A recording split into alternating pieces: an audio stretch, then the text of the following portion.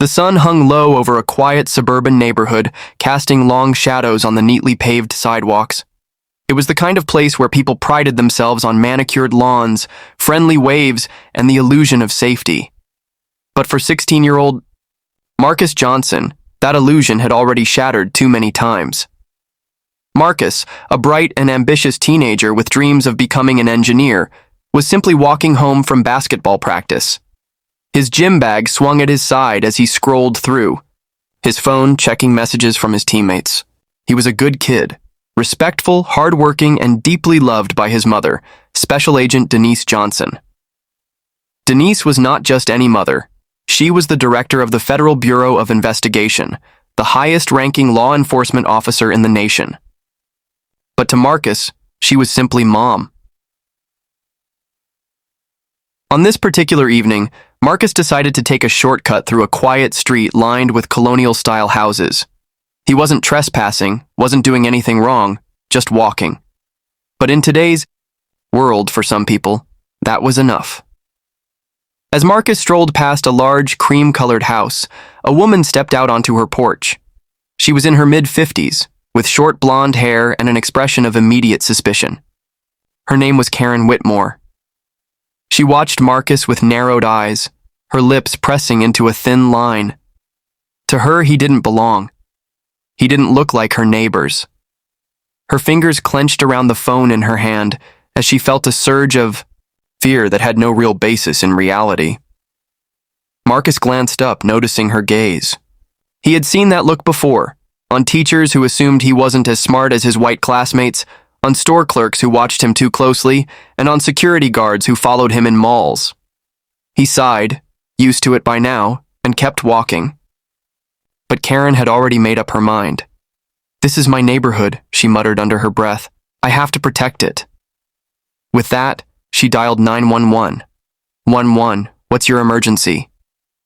"Yes, I'd like to report a suspicious person in my neighborhood," Karen said, her voice trembling slightly to make herself sound distressed. "There's a young man walking around, and I don't recognize him. He looks like he might be up to something." The dispatcher hesitated. "Ma'am, is he doing anything illegal?"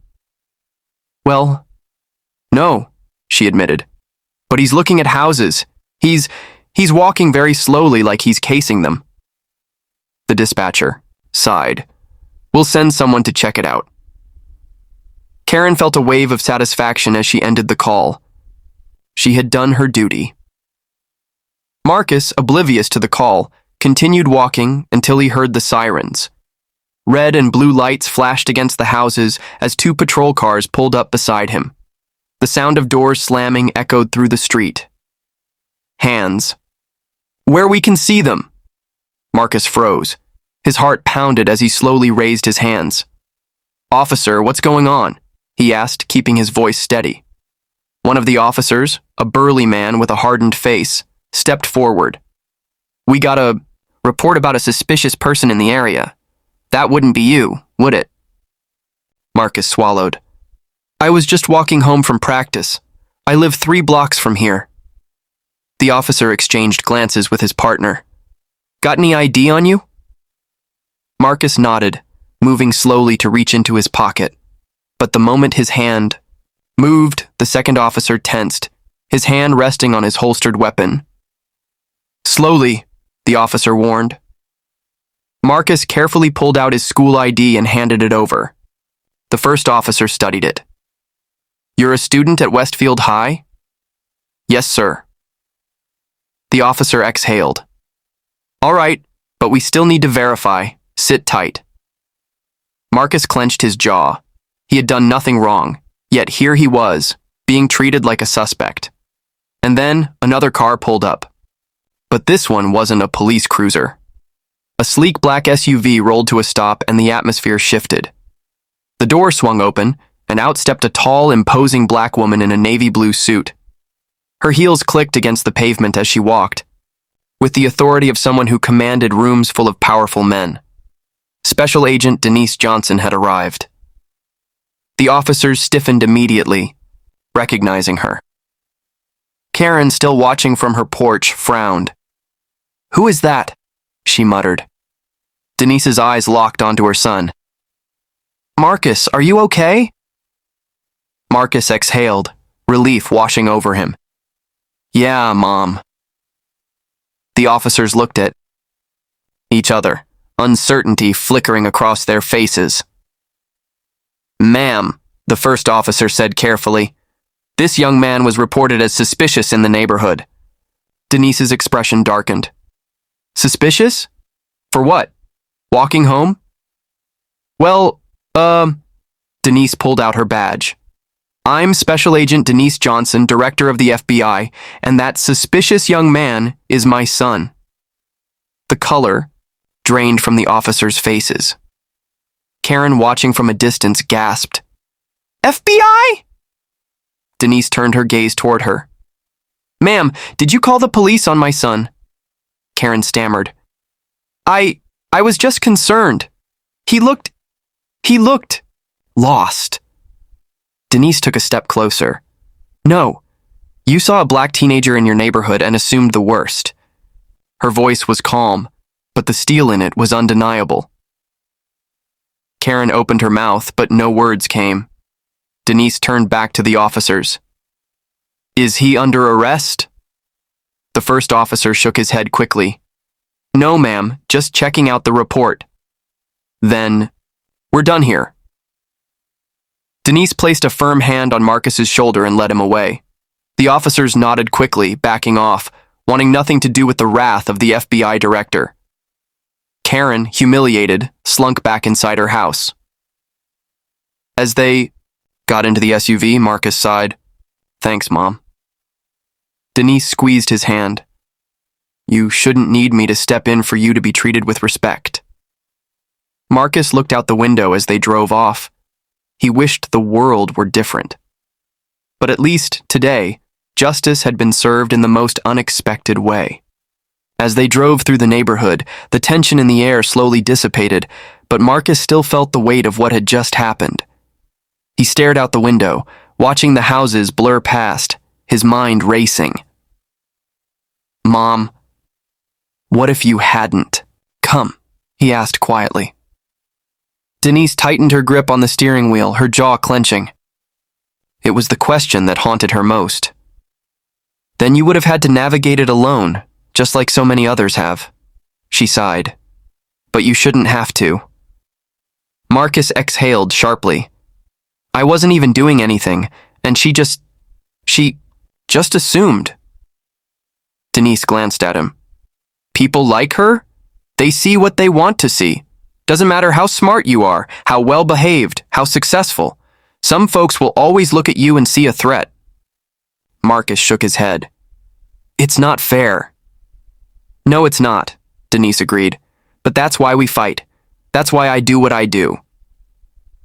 They pulled up to their driveway, and as soon as they stepped inside, Denise's phone buzzed. She sighed before checking the screen. It was an unknown number. Normally she'd ignore it, but something told her to answer. Agent Johnson speaking. A hesitant voice came through the line. Hi, this is Karen Whitmore. Denise froze. Her eyes flickered to Marcus, who raised an eyebrow. She pressed the phone against her ear. How did you get my number? I asked one of the officers, Karen admitted quickly. I wanted to apologize. Denise let out a slow breath, her expression unreadable. Go on. There was silence on the other end before Karen spoke again. I didn't realize who you were. Denise scoffed. And if I were just another black mother? If I weren't? The FBI director? Would you still be calling me? Karen stammered. I don't know. That's the problem, Karen. Karen swallowed hard. I'm not a bad person. You just saw my son and assumed he was dangerous. Denise interrupted, her voice firm. You called the police knowing exactly how that could have ended. You didn't think about his safety. You only thought about your fear. Karen was silent. Marcus watched his mother, his heart pounding. He could hear Karen's breath on the wam. Other end of the call, shaky and uncertain. "I know you're mad," Karen said finally, "and you have every right to be. But I want to do better." Denise sighed. She had dealt with people like Karen her whole career, people who acted on prejudice and only regretted it when they were forced to confront it. If you really want to do better, start by asking yourself why you felt the need to call the police in the first place, Denise said. And then, when you figure that out, teach your family, your friends, and your neighbors to do better too. Karen sniffled. "I will." Denise hesitated for a moment before ending the call. She placed the phone down and turned to Marcus. "Well, that was unexpected," Marcus muttered. Denise shook her head. "People like her always apologize after they realize who they messed with. But what about the next black kid, the one whose mom isn't the FBI director?" Marcus nodded slowly. "Yeah, that's the real question." Denise wrapped an arm around her son's shoulders. "The world won't change overnight, Marcus. But today, you walked away safe, and that's what matters." Marcus leaned into her embrace. "Yeah, but one day I want more than just safe." Denise pressed a kiss to his forehead. "So do I, baby, so do I." As they stood in their home, a silent understanding passed between them. The fight wasn't over, but for tonight, they were together. And that was enough. The night stretched on, but Marcus couldn't shake the lingering frustration. He lay on his bed, staring at the ceiling, replaying the evening's events over and over. He had heard stories like his before, on the news, in documentaries, from friends. But tonight it had happened to him. His phone buzzed, a text from his best friend, Jamal. "Jamal, yo, I heard what happened. You good?" Marcus hesitated before replying. "Marcus, yeah, I guess. Just tired of this mess." Jamal, "Man, I feel you. We all do. My cousin got stopped last week just for jogging in his own neighborhood." Marcus frowned. "Just for jogging. It never ended." He sighed and put his phone down, rubbing his eyes. He needed to clear his head. Quietly, he slipped out of bed and walked down the hallway. His mother was still awake, sitting at the kitchen table, typing on her laptop. A cup of tea sat beside her, steam curling up into the air. She looked up as he entered. "Can't sleep?" Marcus shook his head and sat across from her. "Just thinking." Denise studied him, then closed her laptop. "Talk to me." Marcus hesitated. "Does it ever get easier?" Denise sighed, leaning back in her chair. "The world isn't fair, Marcus. You know that. But we don't stop fighting just because it's hard." "I know," Marcus said, tracing patterns on the table with his finger. "But sometimes it feels like no matter what we do, people like that woman will always see us as a threat." Denise's expression softened. "You're right, some will, but not all. And even those who do, some of them can change." Marcus raised an eyebrow. "You think Karen will actually change?" Denise exhaled. "I don't know. Maybe. Maybe not. But if she does, if she teaches her kids differently, if she speaks up next time she sees injustice, then that's one less person making the world harder for boys like you." Marcus nodded slowly. "Yeah, I guess small changes are better than nothing." Denise smiled. "Exactly." They sat in silence for a moment before Marcus smirked. "You really scared those cops tonight, though." Denise chuckled. "I have to admit, that part felt pretty good." Marcus laughed. "I wish I had taken a picture of their faces when you pulled out your badge." Denise shook her head with amusement. "Next time, let's hope there isn't a next time." Marcus exhaled. "Yeah, but if there is, at least I know who to call." Denise reached across the table, squeezing his hand. "Always." For the first time that night, Marcus felt a little lighter. The world was still unfair, and there was still a long way to go. But at least he wasn't alone. And maybe, just maybe, tonight had sparked a change that neither he nor his mother could see yet. The next morning, Marcus woke up feeling more rested but still unsettled. As he got ready for school, he glanced at his reflection in the mirror. Same face, same clothes, same kid. Yet last night, to Karen Whitmore, he had been nothing more than a suspicious person. Shaking off the thought, he grabbed his backpack and headed downstairs. Denise was already in the kitchen, dressed in her sharp navy suit, sipping her morning coffee. "Morning, kiddo," she greeted.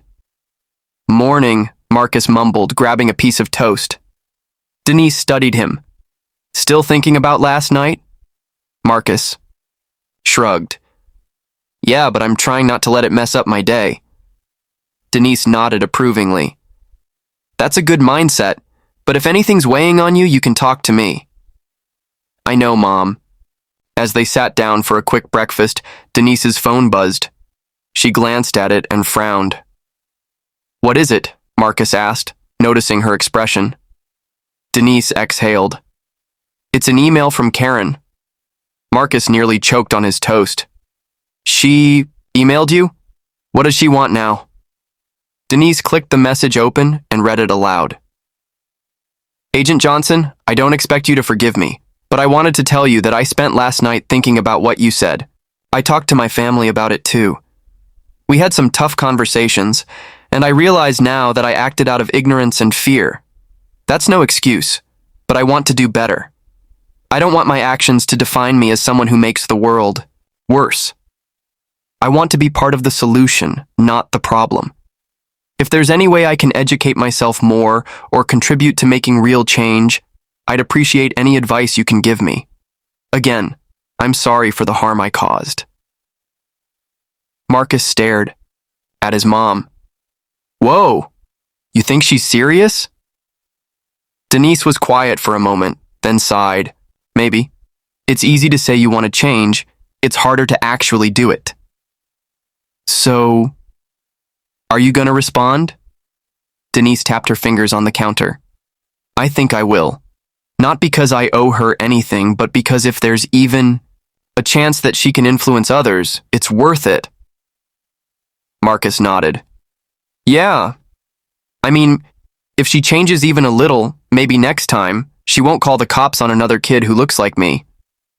Denise smiled. "That's the goal." Marcus grabbed his backpack and slung it over his shoulder. "All right, I gotta get to school. Don't let Karen waste too much of your time, though." Denise chuckled. "Trust me, I won't." As Marcus stepped outside and started walking toward the bus stop, he felt a strange mix of emotions. He was still frustrated, still hurt. But maybe, just maybe, last night hadn't just been another bad experience. Maybe it had started something bigger, and, for the first time since the incident, he allowed himself to hope. The school day went by in a blur. Marcus tried to focus on his classes, but his mind kept drifting back to Karen's email and the events of the night before. When he got to lunch, he found Jamal and their other friends already at their usual table. Jamal smirked as Marcus sat down. "So, FBI Johnson, you feeling famous yet?" Marcus rolled his eyes. "Man, shut up." Their friend Devin chuckled. "For real though, I heard about what happened. That's wild." Jamal leaned in. "So, your mom really pulled up like a boss and shut it all down?" Marcus nodded. "Yep, straight up made those cops rethink their life choices." The table erupted in laughter, but Marcus's expression grew serious. "But for real though, what if she hadn't come? What if she wasn't the FBI director?" The laughter faded. Everyone at the table knew the answer. Jamal sighed. "Then it would have been just another misunderstanding that could have gone real bad." Marcus stared at his tray. "Yeah, I keep thinking about that." Devin tapped the table. "That's why we gotta be smart, man. Stay aware.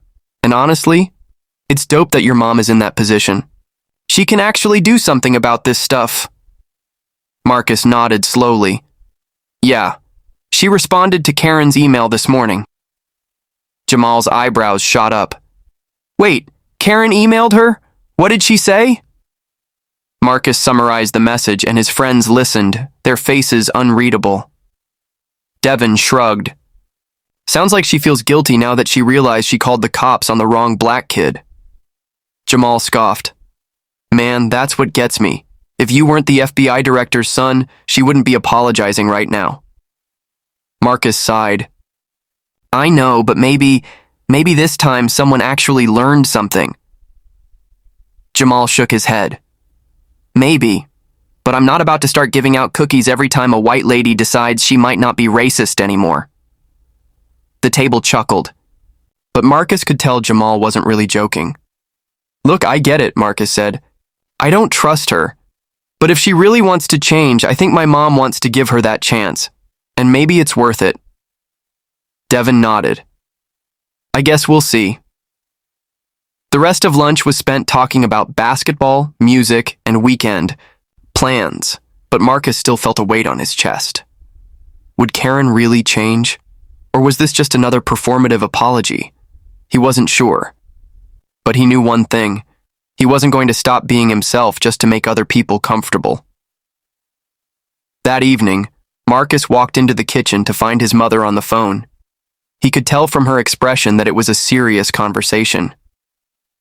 Yes, I understand, Denise said, her voice measured.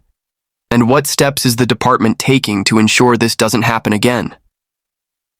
Marcus sat down quietly, listening as his mother continued the conversation.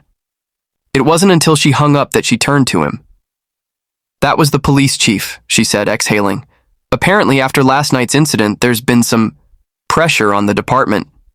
Marcus raised an eyebrow. Pressure? Denise smirked. Let's just say the story spread faster than Karen probably expected. People are asking questions. Why were officers so quick to respond to a baseless call? Why was a teenager treated like a suspect when he did nothing wrong? Marcus leaned back. So, people actually care?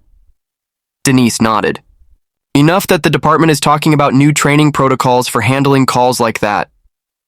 Marcus blinked. Wait, real changes? Denise nodded.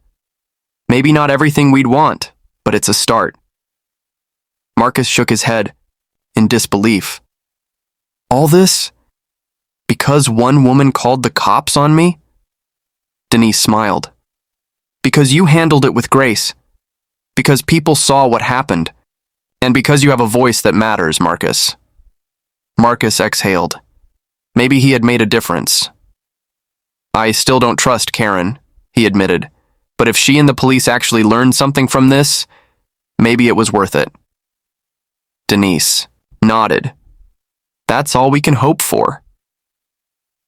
Marcus thought back to his conversation with his friends. The world wasn't going to change overnight.